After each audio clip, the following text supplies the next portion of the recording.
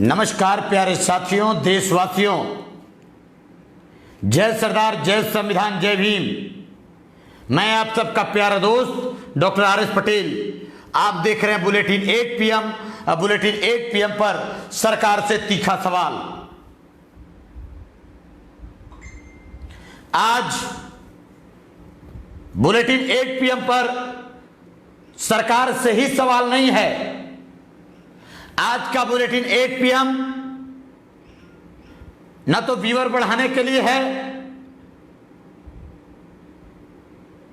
न ही किसी पक्ष पे विपक्ष पर बात करने के लिए है, न तो सिर्फ सरकार पर हमला बोलने के लिए है। आज का बुलेटिन 8 PM सरकार से भी सवाल है, सत्ता पक्ष के साथ विपक्ष से भी सवाल है, और साथ ही विधायकों और सांसदों से भी सवाल है। सत्ता पक्ष से भी सवाल है और विपक्ष से भी सवाल है। हां, तो आप देख रहे हैं बुलेटिन 8 PM। अब बुलेटिन 8 PM पर सरकार से और विपक्ष से तीखा सवाल। सबसे पहले अपने दर्शकों को बता दें कि आज शायद अंध भक्तों की फटी पड़ी रहेगी।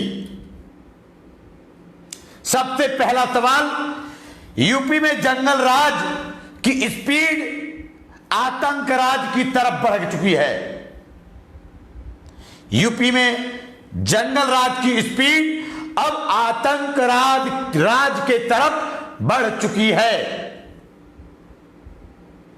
सवर्णों का आतंकवाद, मनुवादियों का आतंकवाद, दलितों, पिछड़ों, अल्पसंख्यकों पर प्रहार। सच कहें तो कानून माने ठेंगा। बीजेपी का असली रामराज्य यदि देखना है किसी को तो योगी बाबा का बयान सुनिए। योगी बाबा के बयान के साथ जरा सा आइए उत्तर प्रदेश में, और उत्तर प्रदेश में जरा हकीकत से समझिए तो समझ में आएगा कि राम राज्य क्या है। सच वाला राम राज्य तो आपको उत्तर प्रदेश में ही मिलेगा। सबसे पहला सवाल, सुलगता हुआ सवाल, दलितों, पिछड़ों को जाति पूछकर यूपी में मारा जा रहा है। यही तो है राम राज्य। राम राज्य मतलब ब्राह्मणों से सवाल नहीं पूछ सकते। राम राज्य का मतलब सवर्णों से सवाल नहीं पूछ सकते। राम राज्य का मतलब योगी और बाबा कोई भी गलत करें उस पर आप सवाल नहीं कर सकते। राम राज्य का मतलब भारतीय जनता पार्टी, अंध भक्तों की टोली, मतलब राम राज्य। और राम राज्य का मतलब दलित पिछड़ा पैरों के नीचे रहेगा। इसको कहते हैं राम राज्य। तो आपको शायद यूपी में हकीकत वाला राम राज्य नजर आ रहा होगा, और जिनको नहीं नजर आ रहा है वो उत्तर प्रदेश में आइए, आपको राम राज्य नजर आ जाएगा। तो राम राज्य में सबसे पहला सवाल, दलितों, पिछड़ों को जाति देखकर मारा जा रहा है। जाति पूछकर आतंक का कहर बरपाया जा रहा है। आखिर क्यों? क्योंकि राम राज्य है।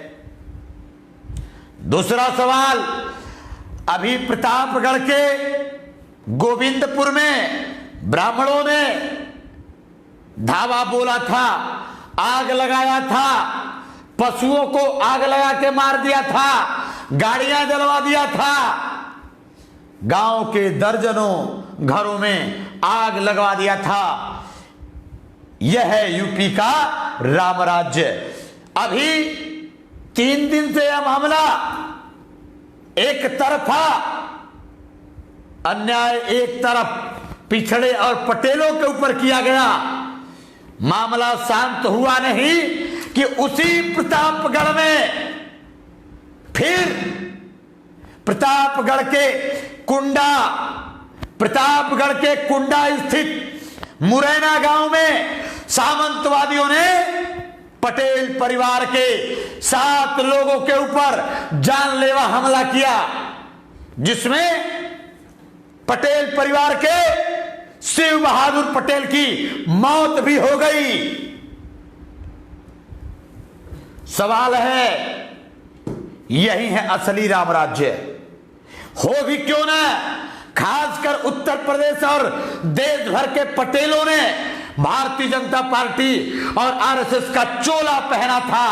खासकर पिछड़े समाज के कोयरी और कुर्मियों ने, पटेलों ने भारतीय जनता पार्टी को अपना माई बाप मान लिया था, जिसके कारण आज उन पटेलों के ऊपर ही भारतीय जनता पार्टी का आतंक राज, जंगल राज, सामंतवाद, ब्राह्मणवाद का कहर जारी है। तो सवाल है कि आखिर उन पटेलों से सबसे पहले सवाल है, उन पटेलों से सबसे पहले सवाल है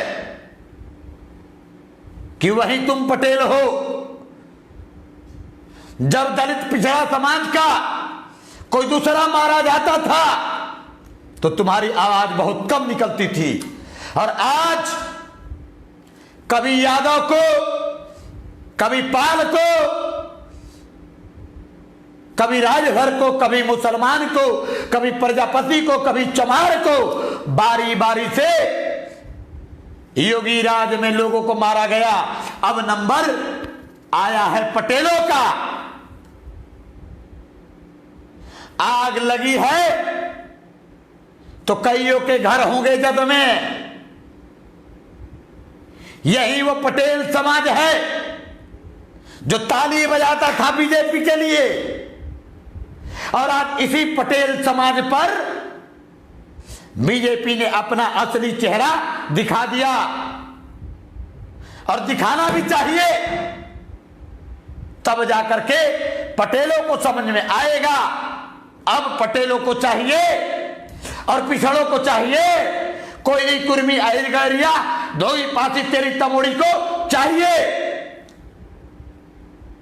कि इन बेईमानों को, भारतीय जनता पार्टी के धोखेबाजों को तत्काल छोड़ दो, तत्काल इनकी जाहिलियत भरी झंडा डंडा धोना छोड़ दो। लेकिन कब छोड़ेंगे ये पता नहीं। जरा सोचिए, प्रतापगढ़ के गोविंदपुर का घटना शांत हुआ ही नहीं, वहां की आग अभी बुझी नहीं, तब तक उसी प्रतापगढ़ के कुंडा स्थित मुरैना गांव में पटेलों के 7 लोगों पर आत्मघाती हमला किया गया और शिव बहादुर पटेल की मौत हो गई। तो सवाल है योगी सरकार से, तुम्हारा कानून राज कहां गया? सवाल है योगी सरकार में कुर्मी नेताओं से कि तुम नपुंसक क्यों बन गए? पिछड़े नेताओं से कि तुम नपुंसक क्यों बन गए हो? सवाल है भारतीय जनता पार्टी के गठबंधन में लड़ने वाले अपना दल एस से, अनुप्रिया पटेल से कि क्यों नहीं भारतीय जनता पार्टी को लात मार देते? झूठे आते हो, पटेलों के आंसू पोंछते हो, पटेलों की राजनीति करते हो। इतना ही हमदर्द है पटेलों से तो क्यों नहीं लात मार देते भारतीय जनता पार्टी जैसे बेईमान, जंगल राज, आतंक राज वाले सरकार को? तो सवाल है, ऐ पिछड़े समाज के लोगों, आज धधकता हुआ आग है। एक जगह ठीक से एफआईआर तक नहीं हो पाया, तब तक मौतों का ढेर चालू हो गया। तो कब तक चुप रहोगे, कब तक शांत रहोगे? यह सवाल है और सवाल का जवाब आपको देना पड़ेगा। सवाल का जवाब आपको देना पड़ेगा। आज सिर्फ पटेलों की नहीं, पिछड़े समाज के तमाम लोगों की हत्या हो रही है। सवाल है, इस घटना में फिर सामंतवादियों के दबाव के कारण उसी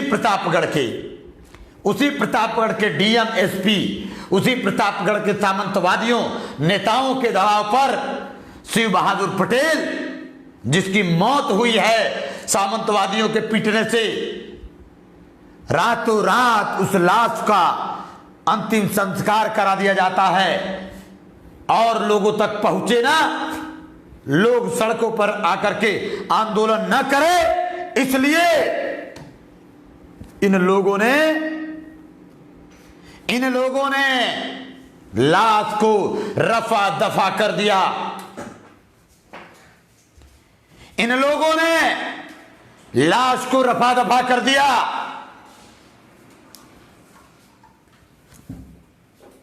मैं सवाल करता हूं सत्ता में बैठे दलालों से, मैं सवाल करता हूं जो लोग जाति का तमका लेके ढोते थे, कुर्मी छत्री छत्री चिल्लाते थे, कहां गया तुम्हारा छत्रित्व?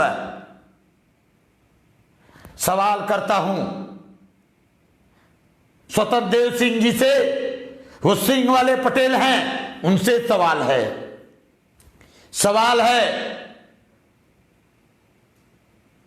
अनुप्रिया पटेल से सवाल है, राज्यपाल महोदया से सवाल है। जानते ऐसा क्यों है?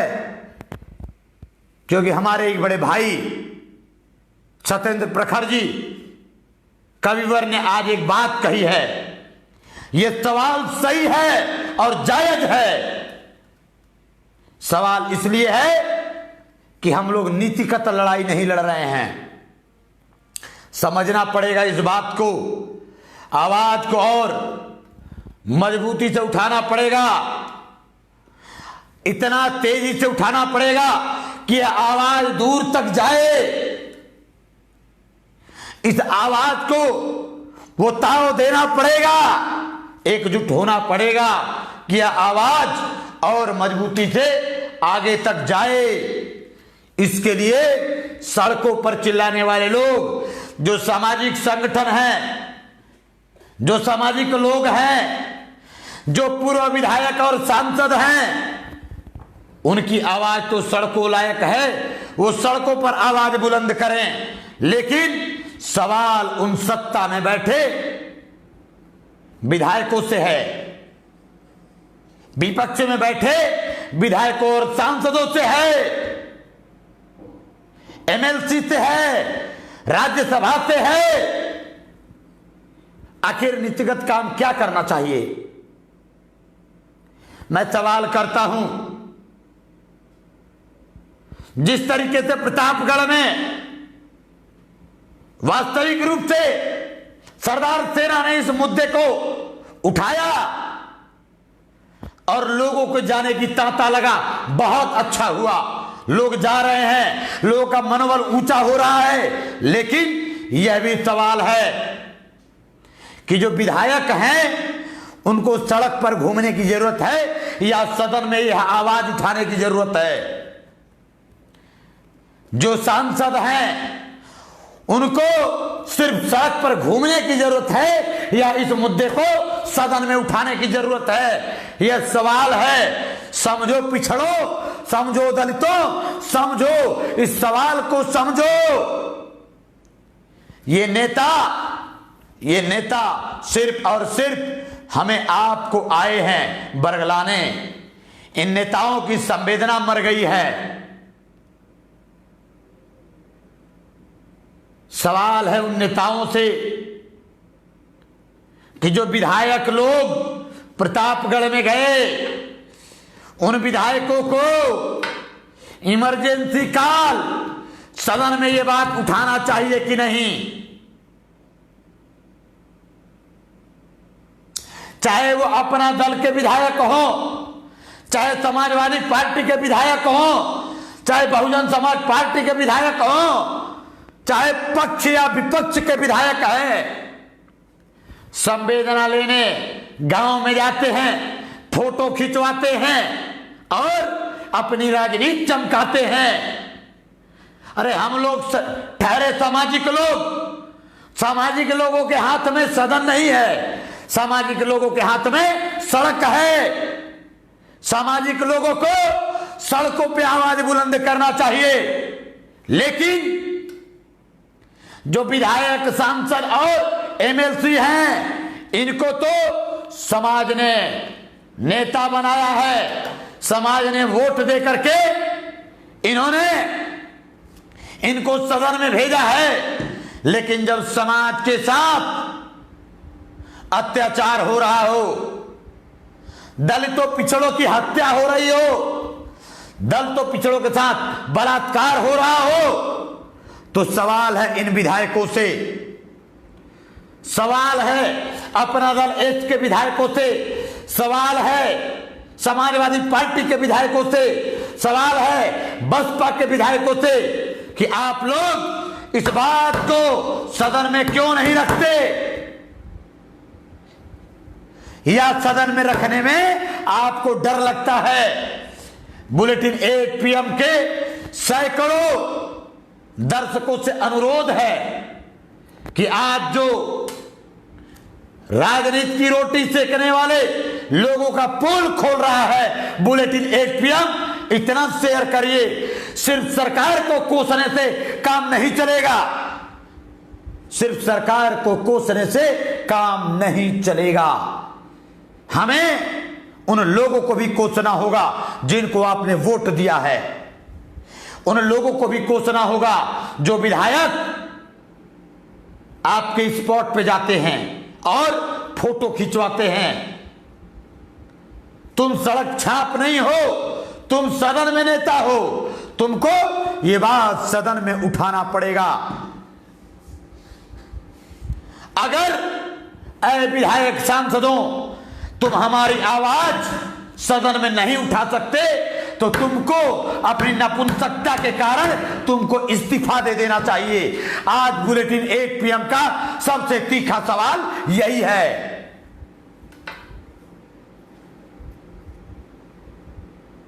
इसलिए ऐ दलितों, पिछड़ों,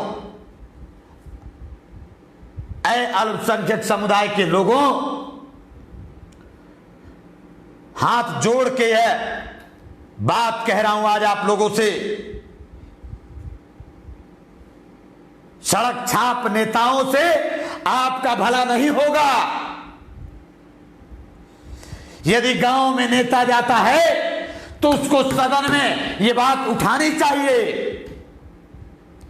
और आप लिखिए, आज के बाद से सोशल मीडिया पर लिखिए कि बुलेटिन 8 PM ने कहा है कि दलितों, पिछड़ों के अत्याचार के मामले को जो नेता गांव में आकर फोटोबाजी कर रहे हैं, वो लोग सदन में पहुंचकर आवाज बुलंद करें, तब तो हम मानेंगे कि आप असली समाज के नेता हो। नहीं तो हम मानेंगे कि आप चाटुकार, आप गुलाम और आप नपुंसक हो। इसलिए आप साथियों से भी अनुरोध है कि बुलेटिन 8 PM को इतना शेयर करिए, इतना शेयर करिए, इतना शेयर करिए कि मनुवादियों के चूल्हे हिल जाएं और ओबीसी, SC, ST के दलाल नेताओं के चूल्हे हिल जाएं। इतना शेयर करिए।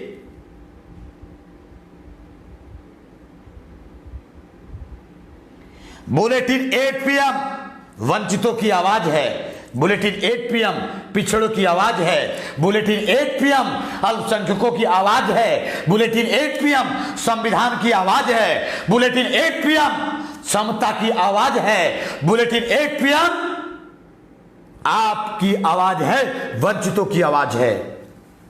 इसलिए आप तमाम साथियों का दिल की गहराइयों से आभार व्यक्त करता हूं। आइए चलते हैं, कुछ लिखित सवाल है, इन सवालों पर जवाब मांगते हैं इन लोगों से। जरा हाँ तो चलते हैं प्रतापगढ़ की तरफ, फिर बढ़ते हैं आगे। प्रतापगढ़ में सामंतवादियों ने रात को ही लाश को जलवा दिया। अब कुछ नेता इन घटनाओं पे फोटोबाजी करना शुरू कर दिए। अरे करना ही है तो आर पार करो, रोज रोज चिल्लाने से कुछ नहीं होगा। अगला सवाल है, पिछड़े वर्ग के सत्ता में बैठे दलालों से सवाल है कि बीते दिन 2 यादवों की हत्या हुई है। बीते दिन में चंदौली में 2 यादव समाज के लोगों को ठाकुरों ने दिन दहाड़े गोली मारा। क्यों नहीं आवाज उठाते ऐ पिछड़े समाज के लोगों, ऐ पिछड़े समाज के लोगों, इस आवाज को सड़कों के बजाय सदन में क्यों नहीं उठाते? अगला सवाल है, आज जौनपुर में गैंगरेप हुआ है। वह रे योगी सरकार, शर्म में डूब मरना चाहिए। जौनपुर में गैंगरेप की घटना, बीभत्स घटना हुई है। योगी सरकार को इस्तीफा दे देना चाहिए। सवाल है, अभी तक पकड़े नहीं गए अपराधी। ललितपुर में 15 साल की बेटी के साथ सामंतवादियों ने गैंगरेप किया। हद तो तब हो जाती है जब गैंगरेप करने के बाद उस 15 साल की बेटी के पेट और पेड़ी पर चढ़ करके लात से मारते हैं, पैरों से कुचलते हैं। दुर्दांत दुर्घटना इन सामंतवादियों ने उत्तर प्रदेश में कर दिया है। अब आतंक राज बन गया है। और ललितपुर की वह बेटी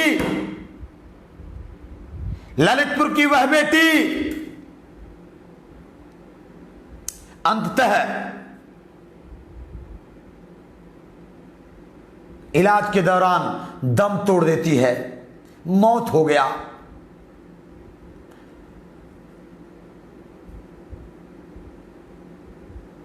और जानिए, अमेठी जनपद के दलित समाज के ओम प्रकाश धोबी को आज सामंतवादियों ने बुरी तरह मारा, मरणासन्न हो गए हैं।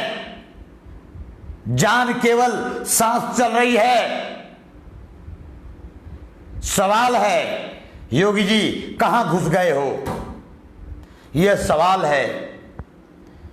सवाल है कि पूरे उत्तर प्रदेश में जो जंगल राज चालू हो गया है, इसको ठीक कौन करेगा? सवाल है कि योगी बाबा, सत्ता तुम्हारे बस का नहीं। ऐ पिछड़ो दलितों, अब एक हो जाओ। अब इनको घंटा बजाने के लिए गोरखपुर ही भेजना होगा। इनसे सत्ता नहीं चलेगा, इनको गोरखपुर भेजना होगा।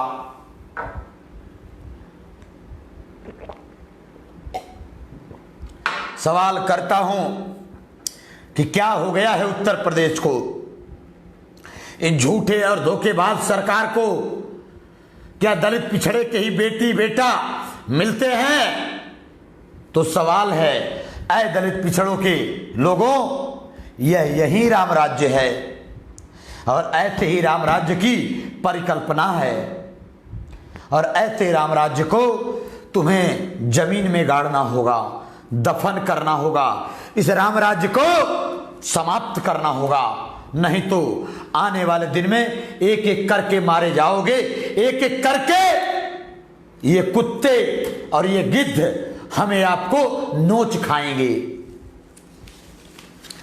अगला सवाल है, योगी सरकार से, कानून के मामले में आपकी सरकार नपुंसक हो गई है, झूठ की पुलिंदा है।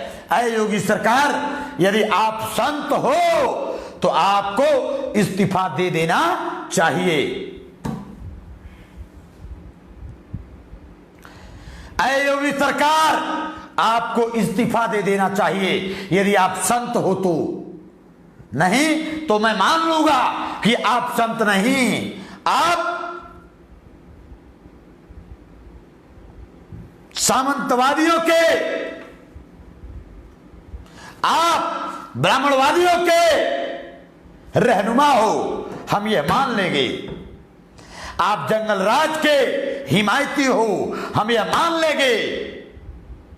योगी बाबा, उत्तर प्रदेश की सरकार चलाना आपके बस का नहीं है, आपको तत्काल इस्तीफा दे देना चाहिए।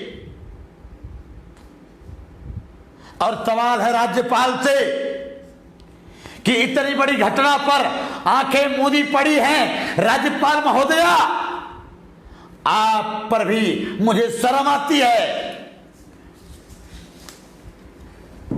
सवाल है योगी सरकार से। योगी सरकार ने आज पूरे देश के सामने झूठ बोला है, उत्तर प्रदेश के लोगों को धोखा दिया है।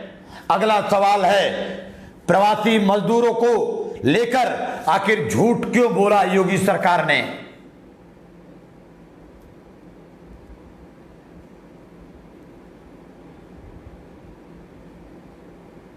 आज योगी सरकार ने प्रवासी मजदूरों के सवाल पर देश के सामने झूठ बोला है। आज योगी सरकार के झूठ के पुलिंदा का पर्दाफाश बुलेटिन 8 PM करेगा। सुनिए, समझिए और शेयर करिए। पहला सवाल, बुलेटिन 8 PM में योगी सरकार से पहला सवाल। योगी सरकार ने अपने बयान में बाबा जी ने कहा कि हम भारत के कोने कोने से 23 लाख से ज्यादा प्रवासियों को उत्तर प्रदेश में ला चुके हैं।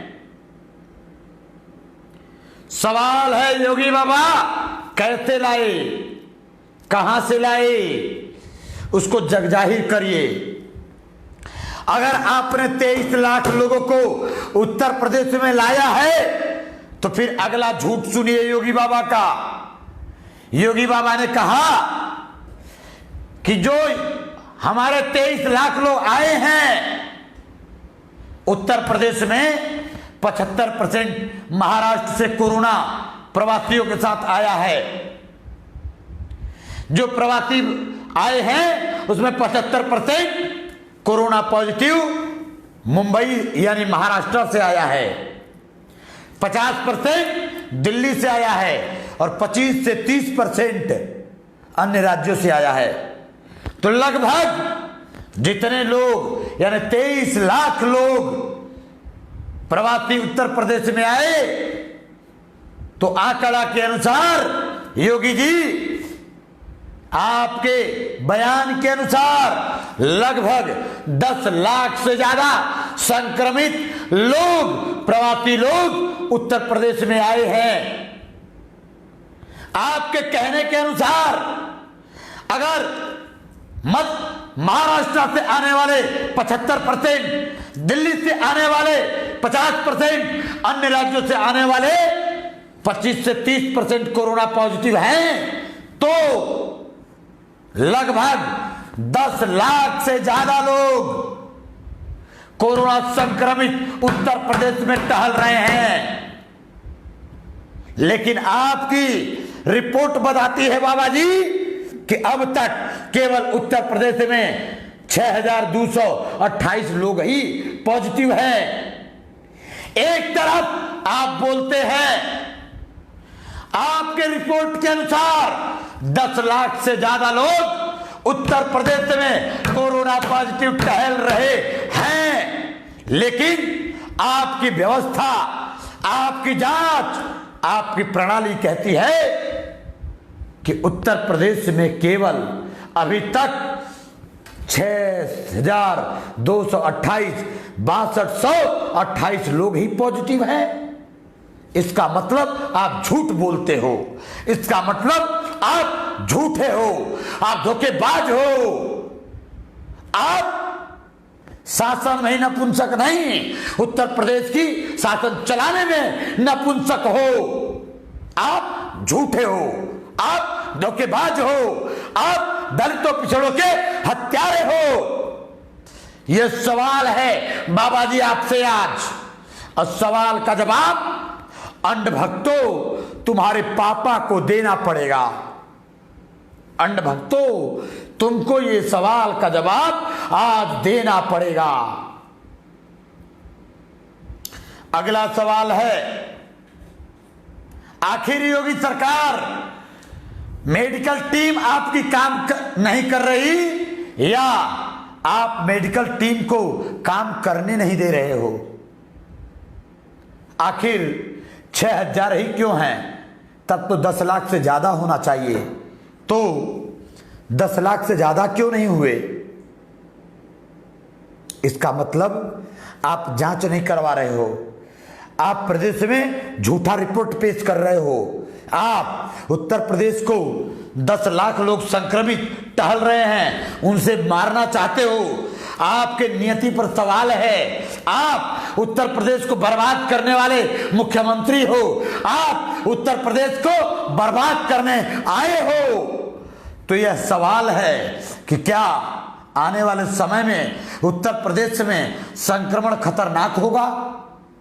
बाबा जी की माने तो 10 लाख से ज्यादा लोग उत्तर प्रदेश में संक्रमित हैं, वो टहल रहे हैं। अंधभक्तों,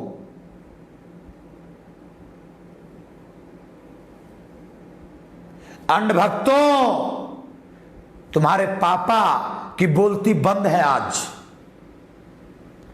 तुम्हारा तो सिट्टी पिट्टी ही गुल है आज।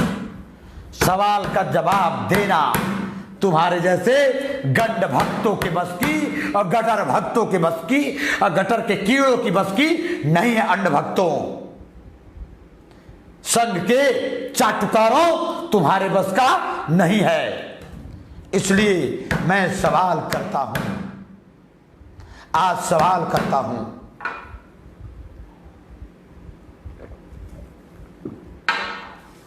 योगी जी इस्तीफा दो, योगी जी इस्तीफा दो, उत्तर प्रदेश को बचाना है, इस्तीफा दो, इस्तीफा दो। बुलेटिन 8 PM का मान है कि योगी जी इस्तीफा दो।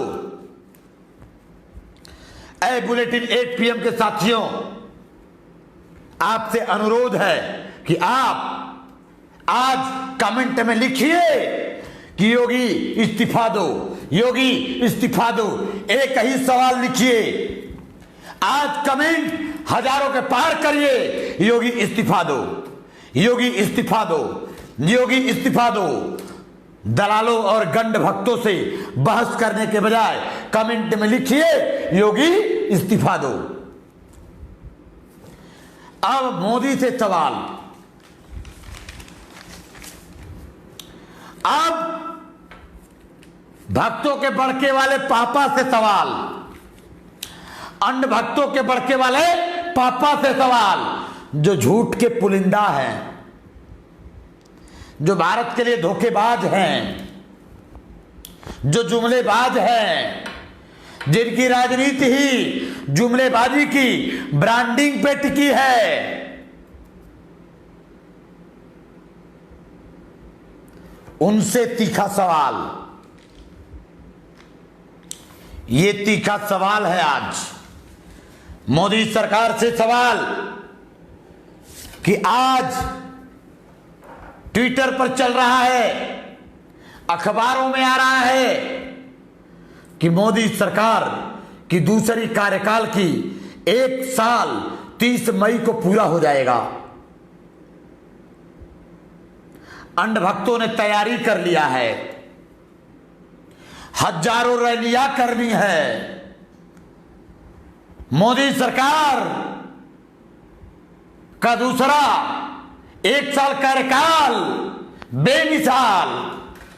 तो मेरा सवाल, गंड भक्तों, तुम मौतों के सौदागर हो।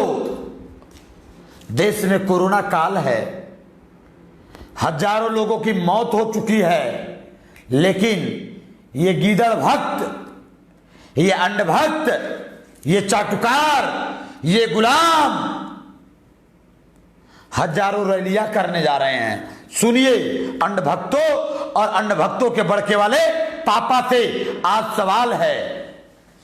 आज अंधभक्तों के बड़के वाले पापा से सवाल है।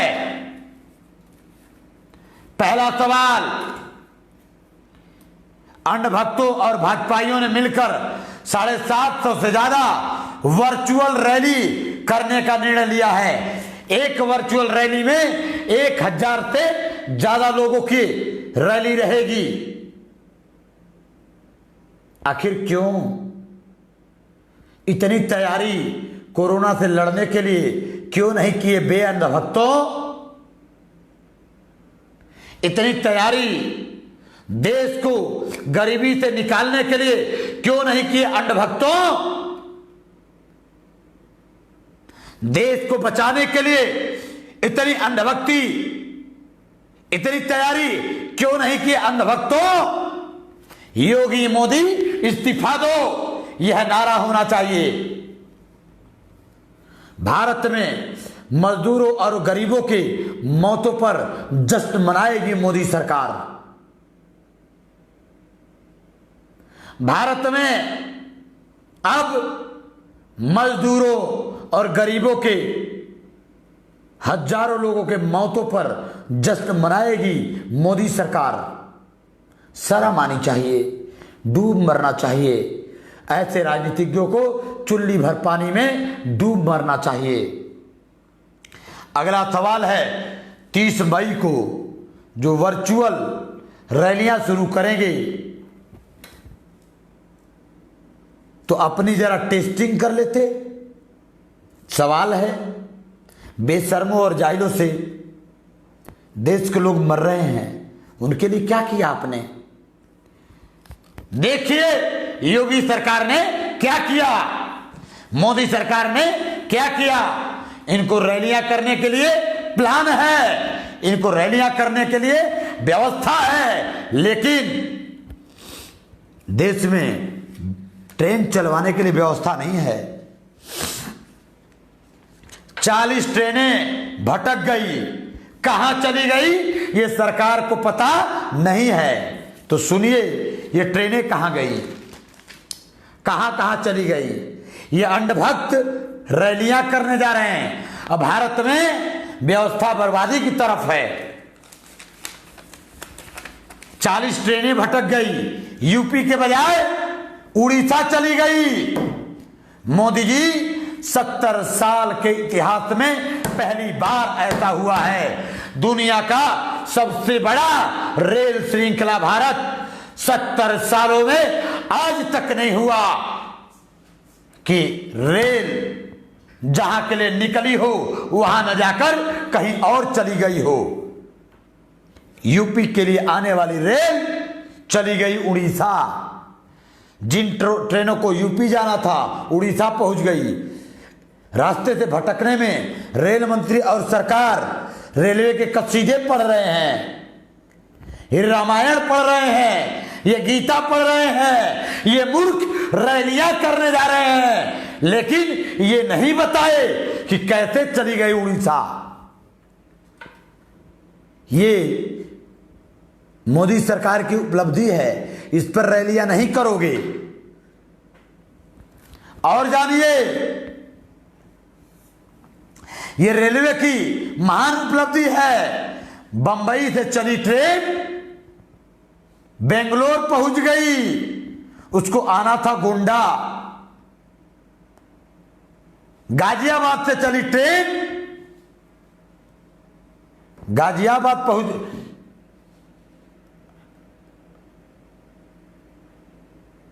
गोंडा के लिए चली ट्रेन गाजियाबाद पहुंच जाती है। और जानिए वह रेलवे जो 6000 ट्रेनें रोज चलाती है, अब 200 ट्रेनें चलाने में उसके पसीने छूट गए। रोज 3 करोड़ लोगों को वह रेलवे रोज ढोती है, लेकिन 2 महीने में 37 लाख लोगों को वहीं रेलवे ढोली तो मोदी सरकार दफली पिटवा रही है, रेलवे अपनी पीठ थपथपा रही है। वही रेलवे जो 70 सालों तक में हर रोज 3 करोड़ लोगों को ढोती थी, आज 2 महीने में 37 लाख लोगों को ढोई है और अपना पीठ थपथपा रही है। अब आर पार लड़ाई हमें आपको इन बेईमानों, इन अन्नभक्तों, इन दलालों के खिलाफ लड़ना होगा। महाराष्ट्र से गोरखपुर चली ट्रेन उड़ीसा पहुंच जाती है, बेंगलोर से बस्ती जाने वाली ट्रेन गाजियाबाद पहुंच जाती है, महाराष्ट्र से पटना के लिए चली ट्रेन पूर्णिया पश्चिम बंगाल पहुंच जाती है। यह है मोदी सरकार की उपलब्धि। आखिर कब तक देश को बेवकूफ बनाओगे अंधभक्तों? कब तक देश को मूर्ख बनाओगे? कब तक जातिवाद और धर्म की चाशनी लगाओगे? यह सवाल है। अगला सवाल है, कब तक ऐसा करते रहोगे? आज कोरोना का ऑल इंडिया अपडेट खतरनाक अपडेट है, हमें आपको जानना चाहिए। जरा सोचिए, यह वही मोदी सरकार है जो देश को बर्बादी के कगार पर ले जा खड़ा कर चुका है। अब तक 1,45,380 लोग कोरोना पॉजिटिव हुए हैं। जांच बहुत कम हो रही है, तभी यह हाल है। और मैं दावे के साथ कहता हूं, यदि जांच करा दी जाए तो अब तक 5 करोड़ से ज्यादा लोग भारत में कोरोना पॉजिटिव मिल जाएंगे आपको। 24 घंटे में कोरोना पॉजिटिव 6535 लोग पाए गए। अब तक मौतों की संख्या 4147 से ज्यादा है और 24 घंटे में 150 के लगभग कोरोना पॉजिटिव लोगों की मौत हो चुकी है। भारत बुरे संकट में है। जरूरत है योगी मोदी का फिटनेस चेक किया जाए।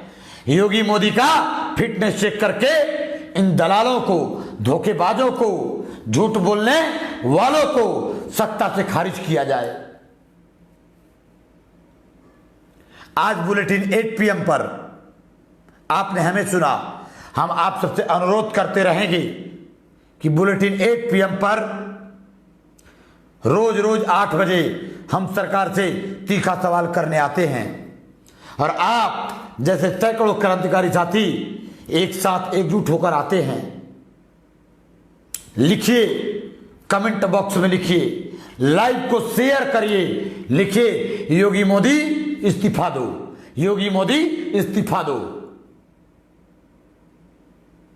और आप सबसे अनुरोध है कि बुलेटिन 8 PM को फॉलो करिए, लाइक करिए हमारे पेज को और इस वीडियो को शेयर करिए। हमारा यूट्यूब चैनल है वंचित विजन, यूट्यूब चैनल वंचित विजन, जो वंचितों की आवाज़ है, जो दलितों, पिछड़ों, अल्पसंख्यकों की आवाज़ है, उसे सब्सक्राइब करें, उसे बेल आइकन की घंटी दबाएं। जो बनेगी आपकी आवाज़, जो बनेगी इस देश के संविधानवादियों की आवाज़। आपने हमें चुना, हम आपके आभारी हैं। धन्यवाद, धन्यवाद, नमस्कार।